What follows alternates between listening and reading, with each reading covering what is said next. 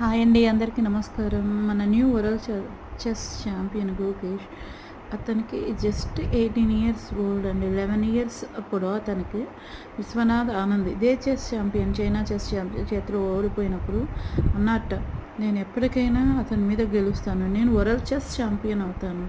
అతను ప్రోత్సహించిన వాళ్ళ తల్లిదండ్రులు అందరికీ నా మనస్ఫూర్తిగా కృతజ్ఞతలండి.